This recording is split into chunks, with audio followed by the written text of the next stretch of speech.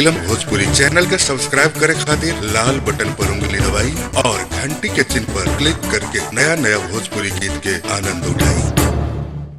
बोला बोला शंकर भगवान की जय। भोले बाबा भोले बाबा। म्यूजिक बाय रविराज देवा।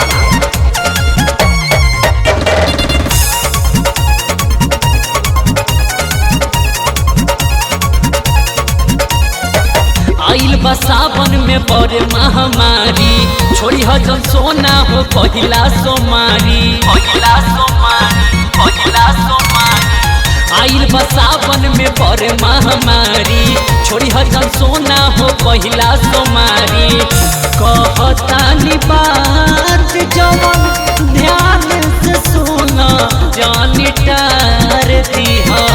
भोले बाबा चल बजा के ये जान सुना ढार दीहा।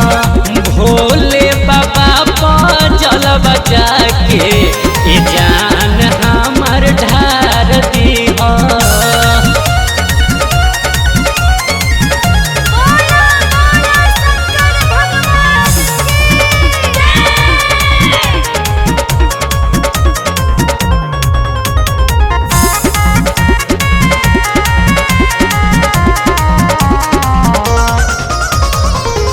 मांगी हो तू सिरावा नवाई अपना प्यार के, कोके रेडी रही हो जानू तू तो ये तवार के। तू तो ये तवार के। मांगी हो तू सिरावा नवाई अपना प्यार के, कोके रेडी रही हो जानू तू तो ये तवार के।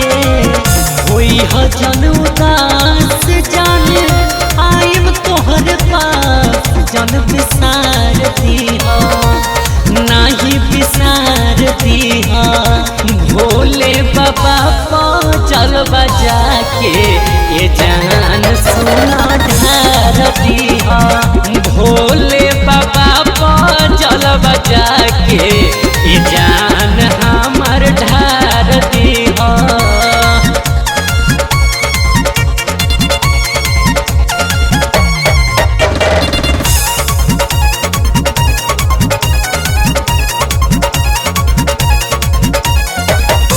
जोरी लगई है बाबा जियारा जुड़ाई, अगला साल संग ही चल के दर्शन पाइब।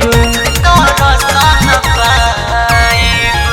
जोरी लगई है बाबा जियारा जुड़ाई, अगला साल संग ही दर्शन पाइब। नीति सब विशाल ऐसन मगी हो दुल्हबा, ऐसन विचार रखी हो तू विचार रखी हो। भोले बाबा जल बजा के ये जान तू ढार दीहा। भोले बाबा जल बजा के ये जान हमर ढार दीहा। बुझाई।